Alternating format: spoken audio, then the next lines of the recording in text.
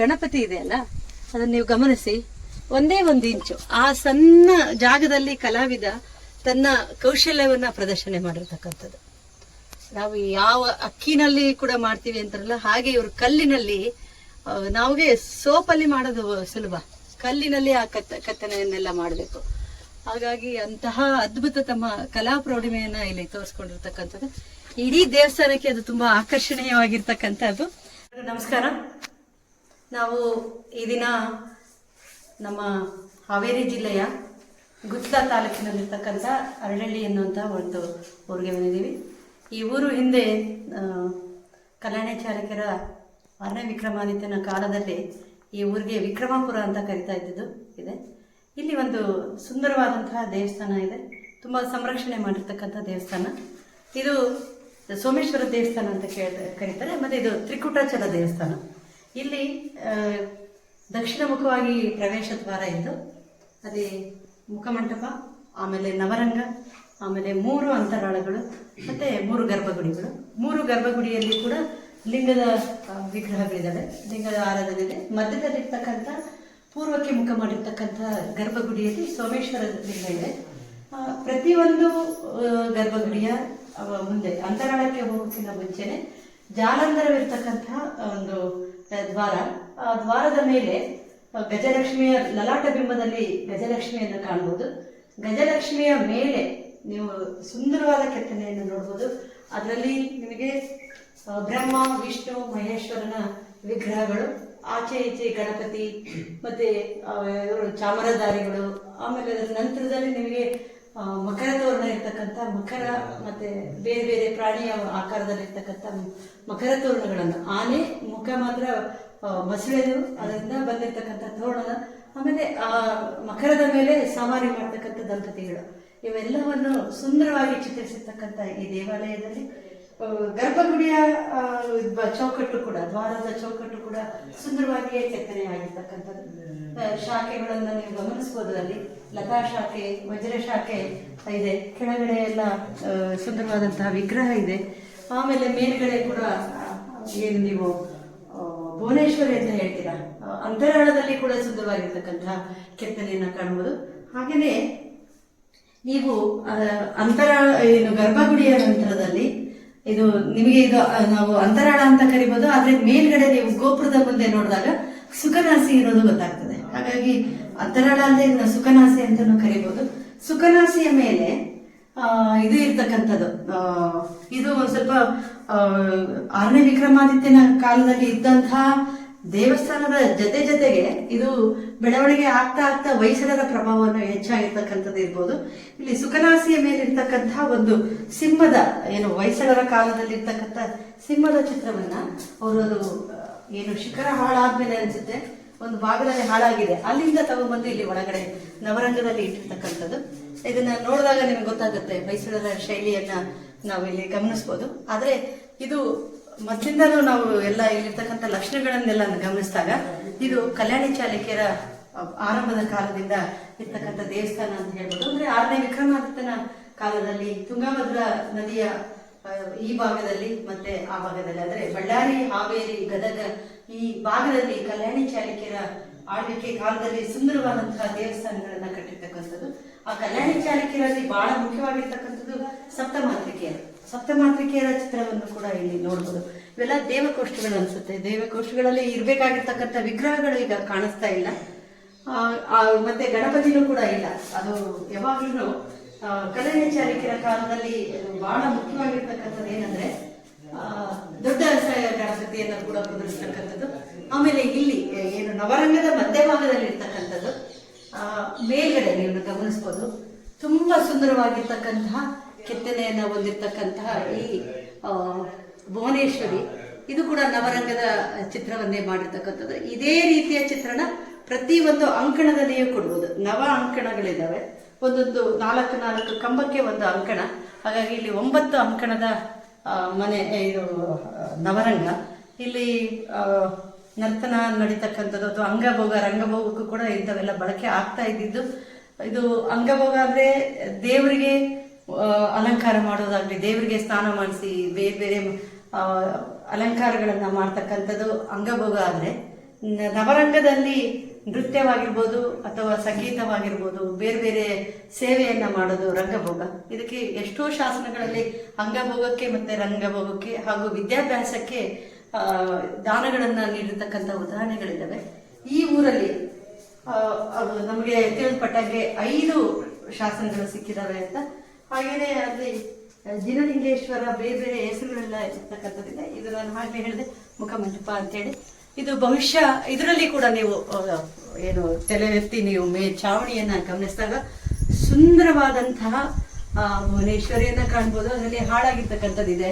ಮಗ್ಗಿನ ಆಕಾರದಲ್ಲಿ ಬಂದಿರಬೇಕಾಗಿತ್ತು. 9 ಇದರೊಳಗೆ ಎಲ್ಲ ಮುರಿದೋಗಿರೋದು 1 ಅಥವಾ 2 ಮಾತ್ರ ಈಗ ನಿಮಗೆ ಕಾಣಪಡುತ್ತದೆ. ಇದು ಕೂಡ ಪ್ರವೇಶ ದ್ವಾರದಲ್ಲಿ ನೀವು ಗಜಲಕ್ಷ್ಮಿಯ ಲಲಾಟ ಬಿಂಬವನ್ನ ಗಮನಿಸಬಹುದು. ಆ ಕಡೆ ಈ ಕಡೆ ಕಮಲದ ಮಗ್ಗನ್ನ ಕೆತ್ತಿರ್ತಕ್ಕಂಥದ್ದನ್ನ ನೀವು ಗಮನಿಸಿದ್ರೆ, ಮತ್ತೆ ಇಲ್ಲಿರ್ತಕ್ಕಂಥ ಸುಂದರವಾದದ್ದು ನಾನು ಆಗ್ಲೇ ಹೇಳಿದೆ ನಿಮಗೆ, ಇದು ಗರ್ಭಗುಡಿಯಲ್ಲೂ ಇದೆ. ಹಾಗೆ ಅಂತರಾಳ ಮತ್ತು ಗರ್ಭಗುಡಿಗೆ ಹೋಗ್ತಾ ಇದ್ದಾಗಲೂ ಕೂಡ ಇದೇ ರೀತಿಯ ಸುಂದರವಾದ ಕೆತ್ತನೆಯನ್ನ ಒಳಪಟ್ಟಿರ್ತಕ್ಕಂಥದ್ದು.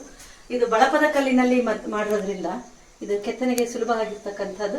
ಹಾಗೇನೆ ಇಲ್ಲಿ ನಾನು ಇದು ವಜ್ರ ಶಾಖೆ, ಲತಾ ಶಾಖೆ, ಅದರಲ್ಲಿ ಮತ್ತೆ ಇದು ಇದ್ದಾರೆ ಅಪ್ಸರೆಯರು ಅಥವಾ ಗಂಧರ್ವರದಿರ್ಬೋದು, ಮತ್ತೆ ಕಂಬಗಳು, ಆಮೇಲೆ ಲತಾ ಶಾಖೆ ಇದೆ. ಇಲ್ಲಿ ಸಿಂಹ ಇದೆ, ಸಿಂಹದ ಶಾಖೆ. ಈ ರೀತಿಯ ಅನೇಕ ಶಾಖೆಗಳನ್ನ ಇಲ್ಲಿ ಗಮನಿಸಬಹುದು. 1, 2, 3, 4, 5, 6, 7 ಬರ್ತಕ್ಕಂಥ ಚೌಕಟ್ಟನ್ನು ಹೊಂದಿರತಕ್ಕಂಥ ಇದು ವಿಶೇಷವಾಗಿರ್ತಕ್ಕಂಥದ್ದು. ಹಾಗೇನೆ ಇಲ್ಲಿ ಭಕ್ತಾದಿಗಳು ಬಂದಾಗ ಕುತ್ಕೊಂಡ ಏನಾದರೂ ಚರ್ಚೆ ಮಾಡೋಕೆ ಅವಕಾಶ ಆಗಿರ್ತಕ್ಕಂಥದ್ದು. ಇದು ನನಗೆ ಅನಿಸೋ ಮಟ್ಟಿಗೆ ಬಹುಶಃ ಇದು ಹೊರಗಡೆ ಭಾಗದಲ್ಲಿ ನೀವು ಗಮನಿಸಿದಾಗ ನಿಮಗೆ ಗೊತ್ತಾಗುತ್ತೆ. ಇದು ಒಂದು ಮೈಥುನ ಶಿಲ್ಪಗಳನ್ನು ಹೊಂದಿರತಕ್ಕಂಥ, ನಿಮಗೆ ಮಾಗಳದಲ್ಲಿ ಇದೇ ತುಂಗಭದ್ರಾ ನದಿ ದಂಡದಲ್ಲಿರ್ತಕ್ಕಂಥ ಮಾಗಳದಲ್ಲಿ ಕೂಡ ಈ ತರ ನೋಡ್ಬೋದು. ಹಾಗೇನೆ ಕರ್ನಾಟಕದ ಖಜುರಾಹು ಎಂದು ಕರೆಸ್ಕೊಳ್ತಕ್ಕಂತಹ ನಮ್ಮ ಬಾಗ್ಲಿಯಲ್ಲಿ ಕೂಡ ಈ ರೀತಿಯ ಮೈಥುನ ಶಿಲ್ಪಗಳಿದೆ. ಇದು ಬಹುಶಃ ಹೊಯ್ಸಳರ ಕಾಲದಲ್ಲಿ ಡೆವಲಪ್ ಆಗಿರುವಂಥ ಶಿಲ್ಪ ಇರ್ಬೋದು. ಆದರೆ ಇದನ್ನ ನಾವು ನೋಡ್ಬೇಕಂದ್ರೆ ನಿಜವಾಗ್ಲೂ ತುಂಬಾ ಸುಂದರವಾಗಿ ಉಳಿದಿರ್ತಕ್ಕಂಥ ದೇವಸ್ಥಾನಗಳಲ್ಲಿ, ಅಂದ್ರೆ ಈ ಭಾಗದಲ್ಲಿ ತುಂಬಾ ಸುಂದರವಾಗಿ ಉಳಿದಿರ್ತಕ್ಕಂಥ ದೇವಾಲಯ ಅಂತ ಇದನ್ನ ಹೇಳ್ಬೋದು. ಇದು ನೋಡಿ, ಮೇಲ್ಗಡೆ ನೋಡಿದಾಗ ನಿಮಗೆ ನಾನು ಸುಖನಾಸಿ ಅಂತ ಹೇಳಿದೆ, ಅದು ಮುಂದೆ ಬಂದಿರ್ತಕ್ಕಂಥದ್ದು ಗಿಣಿ ಮೂಗಿನ ರೀತಿಯಲ್ಲಿ ಚಾಚಿರ್ತಕ್ಕಂಥದ್ದಕ್ಕೆ ಸುಖನಾಸಿ ಅಂತಾರೆ. ಅಂದ್ರೆ ಅಂತರಾಳದ ಮೇಲೆ ಈ ರೀತಿಯ ಸುಖನಾಸಿ ಇದ್ರೆ ಗೋಪುರದ ಮುಂದೆ, ಅಂತರಾಳದ ಬದಲು ಅದನ್ನ ಸುಖನಾಸಿ ಅಂತಾನೂ ಕರೀತಾರೆ. ಅಂತರಾಳ, ಸುಖನಾಸಿ ಎರಡನ್ನೂ ಕರೀತಾರೆ. ಅಂದ್ರೆ ನವರಂಗಕ್ಕೂ ಮತ್ತೆ ಗರ್ಭಗುಡಿಗೂ ಮಧ್ಯದಲ್ಲಿ ಇರ್ತಕ್ಕಂಥದ್ದು. ಆಮೇಲೆ ಇಲ್ಲಿ ನೀವು ಗಮನಿಸ್ಬೋದು, ಒಂದೊಂದು ಕಡೆನೂ ಒಂದೊಂದು ಸುಂದರವಾದಂತಹ ವಿಗ್ರಹಗಳನ್ನ ನೀವು ಕಾಣ್ಬೋದಾಗಿದೆ. ಇಲ್ಲಿ ನಿಮಗೆ ನರಸಿಂಹನ ವಿಗ್ರಹ ಕಾಣ್ತಾ ಇದೆ ನೋಡಿ. ಅವನ ಪ್ರಹ್ಲಾದನ ಮೇರೆಗೆ ಹಿರಣ್ಯಕಶಿಪುವನ ಹೊಟ್ಟೆಯನ್ನ ಬಗೆದು ನರಸಿಂಹ ಇದು ಮಾಡ್ತಕ್ಕಂಥದ್ದು. ಹಾಗೇನೆ ಇಲ್ಲಿ ವಾದ್ಯಗಾರರ ಇದೆ. ಆಮೇಲೆ ಒಂದು ರೀತಿ ಇದು ನೋಡಿದ್ರೆ ನಿಮಗೆ ಸ್ವಲ್ಪ ಶಿಲಾಬಾಲಕಿಯರಿಗೆ ಸಂಬಂಧ, ಮದನಿಕಾ ವಿಗ್ರಹಗಳಿಗೆ ಪ್ರಯತ್ನ ಮಾಡಿರ್ತಕ್ಕಂಥದ್ದಿದೆ. ಇದೇ ತರಹದ ಕೆಲವೊಂದು ಬಿಡಿ ಭಾಗಗಳ ದೇವಸ್ಥಾನದ ಒಳಗಳನ್ನು ಕೂಡ ಇಟ್ಟಿದ್ದಾರೆ. ಈ ಪಟ್ಟಿಕೆಗಳನ್ನ, ಇದು ದೇವಸ್ಥಾನ ಬಿದ್ದು ಹೋದಾಗ ಸಿಕ್ಕಿರ್ತಕ್ಕಂಥವನ್ನ ಅಲ್ಲಿ ಒಳಭಾಗದಲ್ಲಿ ಸಂರಕ್ಷಣೆ ಮಾಡಿದ್ದಾರೆ. ಇದು ಒಂದು ವಿಷ್ಣುವಿನ ವಿಗ್ರಹ ತರ ಕಾಣಿಸ್ತಾ ಇರತಕ್ಕಂಥದ್ದು. ಇಲ್ಲ, ಇದು ಸೂರ್ಯದು. ಇದು ಸೂರ್ಯ ಅಂತ ನಾವು ಹೇಗೆ ಹೇಳ್ಬೋದು ಅಂದ್ರೆ, ಇಲ್ಲಿ 7 ಕುದುರೆಗಳಿದ್ದಾವೆ. ಅವನ 2 ಕೈಯಲ್ಲಿ ನಿಮಗೆ ಕಮಲದ ಹೂವು ಇದೆ. ಆಮೇಲೆ ಸೂರ್ಯನ ವಿಶೇಷವಾಗಿ ಏನಂದ್ರೆ 2 ಕೈ ಮಾತ್ರ ಇರುತ್ತೆ ಮನುಷ್ಯನ ತರದಲ್ಲಿ. ಆವಾಗ ಕುದುರೆ ಇರುತ್ತೆ. ಇಲ್ಲಿ ಅರ್ಣನ ಚಿತ್ರ ಕಾಣಬೇಕಾಗಿತ್ತು, ಅರ್ಣ ಚಿತ್ರ ಇಲ್ಲ. ಇದು ಕೂಡ ಪೂರ್ವಕ್ಕೆ ಮುಖ ಮಾಡಿ ನಿಂತಿರ್ತಕ್ಕಂಥ ಸೂರ್ಯ ವಿಗ್ರಹ. ಹಾಗೇನೆ ಇದು ಕೂಡ ತುಂಬಾ ಸುಂದರವಾಗಿರ್ತಕ್ಕಂಥ ಮಹಿಳೆಯ ವಿಗ್ರಹ, ಮದನಿಕಾ ವಿಗ್ರಹ ಇರಬಹುದು. ಇದೆಲ್ಲ ಪ್ರಾರಂಭದ ಇದು ಏನು ಬೇಲೂರು ಹಳೆಬೀಡಿನ ಪ್ರಾರಂಭದಕ್ಕಿಂತ ಮುಂಚೆ ಆಗಿರೋದ್ರಿಂದ ಇದು, ಯಾಕಂದ್ರೆ 6ನೇ ವಿಕ್ರಮಾದಿತ್ಯನ ಸಾಮಂತರು ಹೊಯ್ಸಳರು. ಎಲ್ಲಿ ತನಕ ವಿಷ್ಣುವರ್ಧನ ಸ್ವತಂತ್ರ ಆಗೋದಿಲ್ಲ, ಅದು ಎಲ್ಲಿ ಸಾಮ್ರಾಜ್ಯ ಅಂತ ಹೇಳ್ಕೊಳ್ಳಲ್ಲ, ಅದಕ್ಕಿಂತ ಮುಂಚೆ ಅವರು ಕಲ್ಯಾಣಿ ಚಾಲುಕ್ಯರ ಸಾಮಂತರಾಗಿದ್ರು. ಹಾಗಾಗಿ ವಿಷ್ಣುವರ್ಧನನ್ನ ಅವನು ಇಲ್ಲಿ ರಾಜ ಆಗೋಕ್ಕಿಂತ ಮುಂಚೆ 6ನೇ ವಿಕ್ರಮಾದಿತ್ಯನ ಸಾಮಂತ ದೊರೆ ಆಗಿರ್ತಕ್ಕಂಥದ್ದು. ಇಲ್ಲಿ ಕೂಡ ಅದೇ ತರದ ಇಲ್ಲಿ ಕೃಷ್ಣನನ್ನ ನೀವು ಕಾಣ್ಬೋದು. ಇಡೀ ದೇವಸ್ಥಾನ ಈ ತರ ನಾವು ನೋಡ್ಕೊಂಡು ಬಂದ್ರೆ ಅದ್ಭುತವಾಗಿರ್ತಕ್ಕಂಥ ಶಿಲ್ಪವನ್ನ ನೀವು ಕಾಣ್ಬೋದು. ಇದು ಕೂಡ ನೀವು ಬೇಲೂರು ಹಳೆಬೀಡಲ್ಲಿ ನೋಡಿದಾಗ ನಿಮಗೆ ಈ ಶಿಲಾಬಾಲಿಕೆಯರ ಪ್ರತಿರೂಪವನ್ನ ನೀವು ಇಲ್ಲಿ ಕಾಣ್ಬೋದು ಅನ್ಸುತ್ತೆ.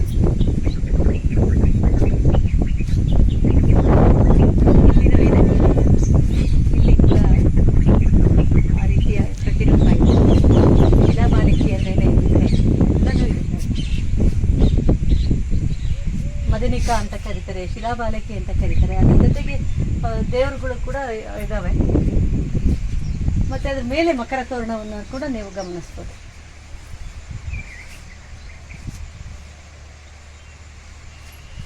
ಈ ಶಿಲ್ಪಗಳು ಕೂಡ ಹಾಗೆ ಉಳ್ಕೊಂಡ್ಬಂದಿದ್ದಾವೆ, ಅದೇ ವಿಶೇಷವಾಗಿರ್ತಕ್ಕಂಥದ್ದು. ಇದು ಕೂಡ ಒಬ್ಬ ಯತಿಯ ಚಿತ್ರ ಇದ್ದಾಗಿದೆ. ಇಲ್ಲೆಲ್ಲ ನಮ್ಮ ಏನು ಹೂವಿನಡಗಲಿ ತಾಲೂಕು, ಹಾವೇರಿ ಜಿಲ್ಲೆ ಈ ಭಾಗದಲ್ಲೆಲ್ಲ ಹೆಚ್ಚಾಗಿ ಕಾಳಮುಖ ಮಲಯಾಳಿ ಪಂಡಿತರು ಇವರೆಲ್ಲ ಇರ್ತಕ್ಕಂಥ ಆ ಯತಿಯಲ್ಲಿ ಒಬ್ಬರು ಇರಬೇಕು. ಇಲ್ಲಿ ನೋಡಿ ನಮಗೆ ಒಬ್ಬ ಬರಹ ಸುಂದರಿ ಕಾಣಿಸ್ತಿದೆ. ಅವಳು ಮೇಲ್ಗಡೆ ಇದು ಇಟ್ಕೊಂಡ್ಬಿಟ್ಟು ಸ್ಲೇಟನ್ನು ಇಟ್ಕೊಂಡ್ಬಿಟ್ಟು ಬರಿತಾ ಇರೋದು. ಅದರಲ್ಲಿ ಸಣ್ಣದಾಗಿ ಶಾಸನವನ್ನು ಕೂಡ ಕಾಣ್ತಾ ಇದೆ ನೋಡಿ. ಸ್ವಲ್ಪ ಜೂಮ್ ಮಾಡಿದ್ರೆ ನಿಮಗೆ ಗೊತ್ತಾಗ್ಬೋದು. ಇದು ವಿಶೇಷವಾಗಿರ್ತಕ್ಕಂತಹ ಇದು ಇನ್ನ ಒಂದು ಭಾಗದಲ್ಲಿ ಕೂಡ ಇದೆ ಬರಹ ಸುಂದರಿ. ಇಲ್ಲಿ ಇದು ಮೃದಂಗವನ್ನ ನುಡಿಸ್ತಕ್ಕಂತಹ ಹೆಣ್ಮಕ್ಳು. ಹಾಗೆ ಇದು ಕೃಷ್ಣನ ಕೊಳಲು ಮುರಿದೋಗಿದೆ. ಆಮೇಲೆ ಇವಳು ನಟಭಂಗ ಮಾಡ್ತಕ್ಕಂಥ ತಾಳವನ್ನು ಹಾಕ್ತಕ್ಕಂಥ ಸುಂದರಿ ಇದ್ದಾಳೆ. ಇದು ವರಹ ಮೂರ್ತಿ ಇಲ್ಲಿದೆ. ದಶಾವತಾರದಲ್ಲಿ ವರಹ ಮೂರ್ತಿ ಕೂಡ ಒಂದು. ಇಲ್ಲಿ ಗಿಣಿ ಇದ್ದಂಗಿದೆ. ಇವಳು ಸುಖಭಾಷಿಣಿ ಇರಬಹುದು ಅನ್ಸುತ್ತೆ. ಅವಳ ಎಡಗೈಯಲ್ಲಿ ಒಂದು ಗಿಣಿ ಚಿತ್ರ ಕಾಣಿಸ್ತಾ ಇದೆ. ಇವೆಲ್ಲವನ್ನು ನೀವು ಬೇಲೂರಲ್ಲಿ ಮದನಿಕಾ ವಿಗ್ರಹದಲ್ಲಿ ನೋಡ್ಬೋದು. ಇವೆಲ್ಲ ಸಣ್ಣ ಸಣ್ಣ ರೂಪಗಳಲ್ಲಿ ಮಾತ್ರ ಇರ್ತಕ್ಕಂಥದ್ದು. ಆಂಜನೇಯ ಇಲ್ಲ, ಗಣಪತಿ.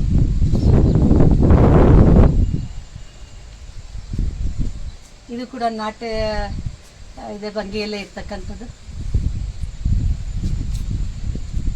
ಇಲ್ಲಿ ದೇವಕೋಷ್ಠದಲ್ಲಿ ಕಾಳಭೈರವನ ಚಿತ್ರ. ಈ ಕೈಯೆಲ್ಲ ಮುರಿದೋಗಿದೆ. ಒಂದು ಕೈಯಲ್ಲಿ ಮಾತ್ರ ಡಮರುಗವನ್ನು ನೀವು ಕಾಣ್ಬೋದು. ದೇವಕೋಷ್ಠ ಅಂತ ಕೂಡ ಹೇಳ್ತಾರೆ. ಇದೆಲ್ಲ ಒಂದು ಗೋಪುರದ ಪ್ರತಿರೂಪವನ್ನು ಇಲ್ಲಿ ಸಣ್ಣದಾಗಿರತಕ್ಕಂಥದ್ರಲ್ಲಿ ಕಾಣ್ಬೋದು. ಇದೇ ದೊಡ್ಡದಾಗಿ ಇರ್ತಕ್ಕಂಥ ಗೋಪುರಗಳಲ್ಲಿ ನೀವು ಕೂಡ ಕಾಣ್ಬೋದು.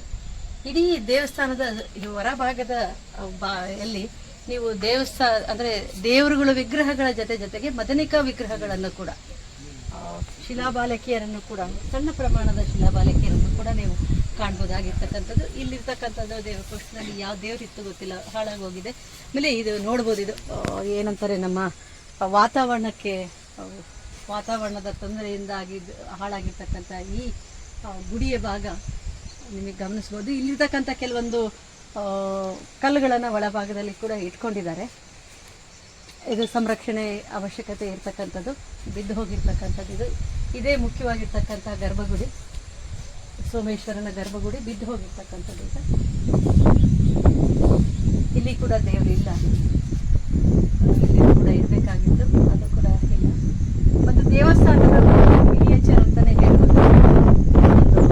ಲಲಾಟ ದೀಪದಲ್ಲಿ ಗಜಲಕ್ಷ್ಮಿ ಆಗಿರ್ಬೋದು. ಇಲ್ಲಿ ನೋಡಿ ತಂಬೂರಿ ಹಿಡಿದಿರ್ತಕ್ಕಂತಹ ಒಂದು ಮದನಿಕಾ ವಿಗ್ರಹ. ಇಲ್ಲಿ ಇರ್ತಕ್ಕಂಥದ್ದು ಕೂಡ ದೇವರ ತುಂಬಾ ಅದ್ಭುತವಾಗಿರ್ತಕ್ಕಂಥ ಈ ಕೆತ್ತನೆಗಳನ್ನ ನಮ್ಗೆ ಇಲ್ಲಷ್ಟೇ ನೋಡಕ್ ಸಾಧ್ಯ ಅನ್ಸುತ್ತೆ. ಇದು ನೋಡಿದ್ರೆ ಕಾಮ ಇರ್ಬೋದಾ ಅಂತ. ಅದರ ಬಿಲ್ಲಿದೆ. ಈ ಕೈಯಲ್ಲಿ ಇರ್ತಕ್ಕಂಥ ಆಯುಧ ಗೊತ್ತಾಗ್ತಾ ಇಲ್ಲ ಏನದು ಅಂತ, ಯಾಕಂದ್ರೆ ತಿಳ್ಕೊಂಡಿದೆ. ಇವೆಲ್ಲವೂ ಅಧ್ಯಯನಕ್ಕೆ ಒಳಪಡಬೇಕಾಗಿರ್ತಕ್ಕಂಥದ್ದು. ಮತ್ತೆ ಪ್ರೇಕ್ಷಕರು ಬಂದು ಕೂಡ ಇದರಲ್ಲಿರ್ತಕ್ಕಂಥ ಸೌಂದರ್ಯವನ್ನ ವೀಕ್ಷಣೆ ಮಾಡಬೇಕಾಗಿರ್ತಕ್ಕಂಥದ್ದು ಇದೆ. ನಮ್ಮ ಇಡೀ ಕರ್ನಾಟಕದಲ್ಲಿ ಕಲ್ಯಾಣಿ ಚಾಲುಕ್ಯರು ಕಟ್ಟಿಸಿರ್ತಕ್ಕಂಥ ದೇವಸ್ಥಾನಗಳು ನಮ್ಮ ತುಂಗಭದ್ರಾ ನದಿಯ ದಡದಲ್ಲಿ, ಆ ಭಾಗದಲ್ಲಿ, ಈ ಭಾಗದಲ್ಲಿ ತುಂಬಾನೇ ಇದಾವೆ. ಇಲ್ಲಿ ನೋಡಿ, ಅದ್ಭುತವಾಗಿರ್ತಕ್ಕಂಥ ಈ ಚಿತ್ರಗಳನ್ನ ಗಮನಿಸಿದಾಗ ಆ ಕಾಲದ ಕಲಾವಿದರು ಮತ್ತೆ ಕಲಾ ಪೋಷಕರು ಕೂಡ, ನಮ್ಮ ಎಲ್ಲ ರಾಜರು ಮತ್ತೆ ರಾಜರ ಮಾಂಡಲಿಕರು ಅವರೆಲ್ಲರೂ ಕಲಾ ಪೋಷಕರಾಗಿರ್ತಕ್ಕಂಥದ್ದು. ನಮ್ಮ ಬಾಗ್ಲಿ, ನೀಲ್ಗುಂದ, ಹಿರೇಹಡಗ್ಲಿ, ಮಾಗಳ, ಇಲ್ಲಿ ಬಂದರೆ ನಿಮಗೆ ಚೋಡದಾನಪುರ, ಗಳಗನಾಥ, ಹಾಗೆಯೇ ಇದು ಕೂಡ ಹರಳಹಳ್ಳಿ ಕೂಡ ತುಂಬ ಪ್ರಸಿದ್ಧವಾಗಿರ್ತಕ್ಕಂಥ ದೇವಸ್ಥಾನವನ್ನು ಒಳಗೊಂಡಿರ್ತಕ್ಕಂಥ ತ್ರಿಕುಟಾಚಲ ದೇವಸ್ಥಾನ. ಈ ದೇವಸ್ಥಾನವನ್ನು ಗಮನಿಸಿದಾಗ ಮೈ ರೋಮಾಂಚನ ಆಗೋದಂತೂ ಗ್ಯಾರಂಟಿ. ಆಮೇಲೆ ನಾವು ಇದನ್ನು ನಮ್ಮ ಆರ್ಕಿಯಾಲಜಿ ಡಿಪಾರ್ಟ್ಮೆಂಟ್ನವರಿಗೂ ಕೂಡ ಥ್ಯಾಂಕ್ಸ್ ಹೇಳಬೇಕಾಗ್ತದೆ. ಯಾಕಂದರೆ ತುಂಬ ಸಂರಕ್ಷಣೆ ಮಾಡಿ ಇಟ್ಕೊಂಡಿದ್ದಾರೆ. ಇದನ್ನು ಸಂರಕ್ಷಣೆ ಮಾಡಿ ಮುಂದಿನ ಜನಾಂಗಕ್ಕೆ ಇದನ್ನು ಉಳಿಸ್ಕೊಟ್ಟು ಹೋಗುವಂಥ ಪ್ರಯತ್ನವನ್ನು ಮಾಡ್ತಾ ಇದ್ದಾರೆ. ಆಮೇಲೆ ಇಲ್ಲಿರ್ತಕ್ಕಂಥ ಜನಗಳು ಕೂಡ ತುಂಬ ಕಾಳಜಿಯನ್ನು ವಹಿಸಿದ್ದಾರೆ. ಯಾವುದನ್ನು ಹಾಳಾಗೋಕ್ಕೆ ಬಿಡದೇನೆ. ಬರೀ ಇದು ವಾತಾವರಣದಿಂದ ಮಾತ್ರ ಹಾಳಾಗಿತ್ತು, ವೆದರಿಂಗ್ ಅಂತ ಹೇಳ್ತೀವಲ್ಲ, ಬಿಸಿಲು ಮಳೆ ಇದಕ್ಕೆ ಮಾತ್ರ ಇದು ತೆರೆದುಕೊಂಡಿದೆ ಹೊರತು ಜನ ಯಾರು ಇದಕ್ಕೆ ತೊಂದರೆಯನ್ನು ಮಾಡೋಕ್ಕೆ ಹೋಗಿಲ್ಲ, ಯಾವುದನ್ನು ಹಾಳು ಮಾಡೋಕ್ಕೆ ಹೋಗಿಲ್ಲ ಇವರು. ಹಾಗಾಗಿ ಅದು ಹಾಗೆ ಪೂರ್ಣ ರೂಪದಲ್ಲೇ ಉಳ್ಕೊಂಡಿರ್ತಕ್ಕಂಥ ಕಲ್ಯಾಣಿ ಚಾಲುಕ್ಯರ ಅದ್ಭುತವಾಗಿರ್ತಕ್ಕಂಥ ಒಂದು ತ್ರಿಕೂಟಾಚಲ. ಈ ತ್ರಿಕೂಟಾಚಲಕ್ಕೆ ಒಂದೇ ಒಂದು ಬಾಗಿಲಿರ್ತಕ್ಕಂಥದ್ದು. ಇದು ನಮ್ಮ ಇಲ್ಲಿ ಭಾಳ ಮುಖ್ಯವಾಗಿ ಏನಂದರೆ ಇಲ್ಲಿ ಒಂದು ಕೋಷ್ಠಿಯಲ್ಲಿ ಒಂದೇ ನೋಡ್ಬೋದು. ನಾವೆಲ್ಲ ಹರ್ನಾಳಿಗೆ ಅಂತ ಕರಿತೀವಿ. ಹರ್ನಾಳಿಗೆ ಅಂದರೆ ದೇವಸ್ಥಾನದಲ್ಲಿ ಮೇಲೆ ನೀರು ಬಿದ್ದರೆ ಅದು ಕೆಳಗಡೆ ಹೋಗುವಂಥ ವ್ಯವಸ್ಥೆ ಇರಬೇಕು. ನೀರು ಅಲ್ಲೇ ಉಳ್ಕೊಂಡು ದೇವಸ್ಥಾನ ಕುಸಿಯುವಂಥ ಇದು ಅವಕಾಶಗಳು ಜಾಸ್ತಿ ಇರ್ತವೆ. ಹಾಗಾಗಿ ನೀರು ಹೋಗೋಕ್ಕೆ ಕೂಡ ಎಲ್ಲ ಕಡೆ ನಿಮಗೆ ಹರ್ನಾಳಿಗೆಯನ್ನು ನೀವು ನೋಡ್ಬೋದು. ಹಾಗೆಯೇ ಇಲ್ಲಿ ಒಂದು ಶಿವನ ದೇವಸ್ಥಾನ, ಇದು ವಿಗ್ರಹ ಇರತಕ್ಕಂಥದ್ದು ನೋಡ್ಬೋದು. ಶಿವನ ಕೈಯಲ್ಲಿ ಡಮರುಗ ಮತ್ತು ಆ ಭಾಗದಲ್ಲಿ ತ್ರಿಶೂಲ, ಈ ಕಡೆ ಫಲ ಇರತಕ್ಕಂಥದ್ದು, ಇದೊಂದು ಅಭಯಾಸ್ತ ಇರ್ತಕ್ಕಂಥದ್ದು. ಅದರಲ್ಲಿ ರುದ್ರಾಕ್ಷಿಯನ್ನು ಇಟ್ಕೊಂಡಿರ್ತಕ್ಕಂಥ ಶಿವನನ್ನು ನೀವು ಇಲ್ಲಿ ಗಮನಿಸ್ಬೋದು. ನಿಂತಿರ್ತಕ್ಕಂಥ ಶಿವ, ಮೇಲ್ಗಡೆ ಇಬ್ಬರು ಅವನ ಗಣಗಳು ಇರ್ತಕ್ಕಂಥದ್ದು. ಹಾಗೆಯೇ ಇಲ್ಲಿ ಒಂದು ಮಹಿಷಾಸುರ ಮರ್ದಿನಿ ಇರಬೇಕು. ಇಲ್ಲಿರ್ತಕ್ಕಂಥದ್ದು ಒಂದು ಮಹಿಷಾಸುರ ಮರ್ದಿನಿಯ ವಿಗ್ರಹ ಇರ್ತಕ್ಕಂಥದ್ದು. ಆಮೇಲೆ ನೀವು ಇದನ್ನು ಗಮನಿಸ್ತಾ ಹೋಗಿ, ಮೇಲ್ಗಡೆ ಎಲ್ಲ ನಾಟ್ಯ ಇದಿರ್ತಕ್ಕಂಥದ್ದು. ಆಮೇಲೆ ಶಿಖರದ ಇದು. ಆಮೇಲೆ ಇಲ್ಲಿ ನೋಡಿದ್ರೆ ನಿಮಗೆ ಸಿಂಹ, ಗಜ, ಆನೆ ಮತ್ತು ಸಿಂಹದ ಒಂದೊಂದೇ ಇರ್ತಕ್ಕಂಥದ್ದು. ನಾನು ಆಗಲೇ ಹೇಳಿದಾಗೆ ಕೆಳಭಾಗದಲ್ಲಿ ನಿಮಗೆ ಮೈಥುನ ಶಿಲ್ಪಗಳು ಕಾಣ್ತಕ್ಕಂಥದ್ದು. ಇದೆಲ್ಲ ವಿಶೇಷವಾಗಿರ್ತಕ್ಕಂಥ ಈ ಲಕ್ಷಣಗಳನ್ನು ಹೊಂದಿರತಕ್ಕಂಥ. ಆಮೇಲೆ ಆ ಚಾವಣಿಯನ್ನು ಕೂಡ ನೋಡಿ, ಎಷ್ಟು ಕಲ್ಲಿನಲ್ಲಿ ಮಾಡಿದ್ದಾರೆ ಅನ್ನೋಂಗೆ ಇಲ್ಲ. ಮೊದಲೆಲ್ಲ ಈ ರೀತಿಯ ಮನೆಗಳು ಮರದಲ್ಲಿ ಮಾಡ್ತಕ್ಕಂಥದ್ದು ಇತ್ತು, ಇವರು ಕಲ್ಲಿನಲ್ಲಿ ಮಾಡ್ತಕ್ಕಂಥದ್ದು. ಹಾಗೆಯೇ ಇದ್ರದ್ದು ದೇವಸ್ಥಾನದ ಸುತ್ತಮುತ್ತ ದೇವಾಲಯದ ಸಂಕೀರ್ಣ ಅಂತ ಹೇಳ್ಬೋದು. ಅಲ್ಲಿ ಒಂದು ದೇವಸ್ಥಾನ, ಅಲ್ಲಿ ಒಂದು ದೇವಸ್ಥಾನ, ಅದೆಲ್ಲ ಲಿಂಗು ಇರ್ತದೆ ಅನಿಸುತ್ತೆ. ಇಲ್ಲಿ ಒಂದಿದೆ. ಹಾಗೆ ಸುಮಾರು 5 ಲಿಂಗಗಳು 6 ಲಿಂಗಗಳ ಬಗ್ಗೆ ಹೇಳ್ತಾರೆ. ಇವೇ ಅದೇ ಲಿಂಗಗಳು ಅಂತ ಗೊತ್ತಾಗ್ತಿಲ್ಲ. ಯಾಕಂದರೆ ಜೈನ ಲಿಂಗೇಶ್ವರ ಅನ್ನೋದು ಕೂಡ ಒಂದು ಇಲ್ಲಿ ನಾನು ಓದ್ಪಟ್ಟೆ. ಅದು ಇದೇ ಲಿಂಗನೋ ಏನೋ ನನಗಿನ ಗೊತ್ತಾಗಲಿಲ್ಲ. ಬಟ್ ಈ ದೇವಸ್ಥಾನ ಮಾತ್ರ ತುಂಬ ಅದ್ಭುತವಾಗಿದೆ. ನಾನು ಆಗಲೇ ಹೇಳಿದಂಗೆ ಸುಖನಾಸಿಯನ್ನು ನೀವು 3 ಗರ್ಭಗುಡಿಯ ಮೇಲ್ಗಡೆ ಕಾಣ್ಬೋದು. ಮೇಲ್ಗಡೆ ಅಲ್ಲಿ ನಾನು ಆಗಲೇ ಹೇಳ್ದಂಗೆ ಸಿಂಹದ ಒಂದು ವಿಗ್ರಹ ಇದ್ದಿದ್ದು ಬಿದ್ದು ಹೋಗಿರಬೇಕು. ಅದನ್ನು ತಗೊಂಬಂದು ಒಳಗಡೆ ಇಟ್ಕೊಂಡಿರ್ತಕ್ಕಂಥದ್ದು. ಹೀಗೆ ಅದನ್ನು ಗಮನಿಸಿದಾಗ ಅದು ನಂತರದ ಇದನ್ನು ಹೊಯ್ಸಳರ ಕಾಲದಲ್ಲಿ ಕೂಡ ಅದನ್ನು ಜೀರ್ಣೋದ್ಧಾರ ಮಾಡಿರಬೇಕು. ಆವಾಗ ತಮ್ಮ ಇದಕ್ಕಾಗಿ ಇಟ್ಕೊಂಡಿರ್ತಕ್ಕಂಥದ್ದು. ಇಲ್ಲಿ ಭಾಳ ವಿಶೇಷ ಏನಂದರೆ ಸೋಮಶೇಖರ, 1ನೇ ಸೋಮೇಶ್ವರ ಕಲ್ಯಾಣಿ ಚಾಲುಕ್ಯರಲ್ಲಿನೇ ಪ್ರಸಿದ್ಧವಾಗಿರ್ತಕ್ಕಂಥ ಅರಸ. ಅವನು ತನ್ನ ಶಾಸನಗಳಲ್ಲೆಲ್ಲ ಹೇಳ್ತಾ ಹೋದಾಗ, ಅಥವಾ ಬಿಲ್ಹಣನ ವಿಕ್ರಮಾಂಕ ದೇವಚರಿತದಲ್ಲಿ ಕೂಡ ಗಮನಿಸಿದಾಗ, ಅವನ ಮಕ್ಕಳ ಸಮೇತ ಅವನು ಉತ್ತರ ಭಾರತದ ಗೂರ್ಜರನ್ನು, ವೆಂಗಿಯನ್ನು ಉಳಿಸ್ಕೊಳ್ಳೋಕ್ಕೆ, ವೆಂಗಿ ಚಾಲುಕ್ಯರ ವಂಶವನ್ನು ಉಳಿಸ್ಕೊಳ್ಳೋಕೆ ಪ್ರಯತ್ನ ಮಾಡಿರ್ತಕ್ಕಂಥದ್ದು, ಗೂರ್ಜರನ್ನು, ಗುಜರಾತನ್ನು ಗೆದ್ದಿರ್ತಕ್ಕಂಥದ್ದು, ಹಾಗೆ ಅಸ್ಸಾಂ ತನಕನೂ ಆಕ್ರಮಣ ಮಾಡಿರ್ತಕ್ಕಂಥ ಉದಾಹರಣೆಗಳನ್ನು ಹೇಳ್ತಾ ಹೋಗ್ತಾರೆ. ಆದರೆ ಅವನ ಕಾಲದಲ್ಲಿ ಇವರು ಚೋಳರ ಪ್ರಭಾವ ಜಾಸ್ತಿ ಇರುತ್ತೆ. ರಾಜರಾಜ ಚೋಳ, ರಾಜೇಂದ್ರ ಚೋಳ, ವೀರರಾಜೇಂದ್ರ ಇವರೆಲ್ಲರ ಜೊತೆ ಒಂದು 5 ಯುದ್ಧಗಳು ನಡೀತವೆ. ಆ 5 ಯುದ್ಧಗಳಲ್ಲಿ ಅವನು ಸೋಲು ಅನುಭವಿಸಿದ್ರು ಕೂಡ ಮತ್ತೆ ಮತ್ತೆ ಪುಟಿದೆದ್ದು ಅವರ ವಿರುದ್ಧ ಹೋರಾಟ ಮಾಡ್ತಕ್ಕಂಥ ಸೋಮೇಶ್ವರ, 1ನೇ ಸೋಮೇಶ್ವರ ಇಲ್ಲಿ ನಮ್ಮ ಕುರುವತಿ ಹತ್ರ ಜಲಸಮಾಧಿ ಆಗ್ತಕ್ಕಂಥದ್ದು. ತುಂಬ ವಿಶೇಷವಾಗಿರ್ತಕ್ಕಂಥ ಈ ವ್ಯಕ್ತಿಯ ಮಕ್ಕಳಾಗಿರ್ತಕ್ಕಂಥದ್ದು 2ನೇ ಸೋಮೇಶ್ವರನಿಗೆ ಪಟ್ಟ ಆಗುತ್ತೆ. ಆಮೇಲೆ ವಿಕ್ರಮಾದಿತ್ಯ 6 ಅವನು ಇಡೀ ಕಲ್ಯಾಣಿ ಚಾಲುಕ್ಯರಲ್ಲೇ ಭಾಳ ಪ್ರಸಿದ್ಧ ಆಗಿರ್ತಕ್ಕಂಥ ಅರಸ. ಅವನು ಇಲ್ಲೆಲ್ಲ ಭಾಗದಲ್ಲಿ ಕೂಡ ಅವನು ಗಂಗವಾಡಿ 96,000, ನೊಳಂಬವಾಡಿ 32,000, ಹಾಗೆ ಬೇರೆ ಬೇರೆ ಭಾಗಗಳನ್ನೆಲ್ಲೇ ಅವನು ಆಳ್ವಿಕೆ ಮಾಡ್ತಿದ್ದ ಅಂಥೇಳಿ ಬರ್ತವೆ. ಆದರೆ ಸೋಮೇಶ್ವರನನ್ನು ಪದಚ್ಯುತಿಗೊಳಿಸಿ, ಅಣ್ಣನನ್ನೇ ಪದಚ್ಯುತಿಗೊಳಿಸಿ ಅವನು ವಿಕ್ರಮಾದಿತ್ಯ ಕಲ್ಯಾಣಿ ಚಾಲುಕ್ಯರ ದೊರೆ ಆಗ್ತಾನೆ. ಅವನ ಶಾಸನಗಳು ಹೇರಳವಾಗಿದೆ. ಹಾಗಾಗಿ ಈ ಭಾಗದಲ್ಲಿ ನಾವು ಬಂದಾಗ ಈ ರೀತಿಯ ದೇವಸ್ಥಾನಗಳನ್ನು ನೋಡಬೇಕು, ನಿಮಗೆಲ್ಲ ಪರಿಚಯ ಮಾಡಿಕೊಡ್ಬೇಕು ಅನ್ನೋದೇ ನನ್ನ ಆಸೆ. ಹಾಗಾಗಿ ತಾವುಗಳು ಕೂಡ ಈ ಭಾಗದಲ್ಲಿ ಬಂದಾಗ ಮೈಲಾರದಿಂದ ನೀವೇನು ಬ್ರಿಡ್ಜನ್ನು ದಾಟಿ ಗುತ್ಲಕ್ಕೆ ಬರ್ತೀರಾ, ಆ ಬ್ರಿಡ್ಜ್ ಆದ ತಕ್ಷಣ ಬಲಭಾಗದಲ್ಲಿ ಸುಮಾರು 2-3 ಕಿಲೋಮೀಟರ್ ಒಳಗಡೆನೆ ಈ ದೇವಸ್ಥಾನ ಇದೆ. ಈ ದೇವಸ್ಥಾನಕ್ಕೆ ನೀವೆಲ್ಲ ಬಂದು ನಮ್ಮ ಪ್ರವಾಸೋದ್ಯಮಕ್ಕೆ ಹೆಚ್ಚಿನ ಪ್ರೋತ್ಸಾಹವನ್ನು ನೀಡಬೇಕಂತೇಳಿ ಈ ಮೂಲಕ ಕೇಳ್ಕೊಳ್ತೀನಿ. ನಮಸ್ಕಾರ.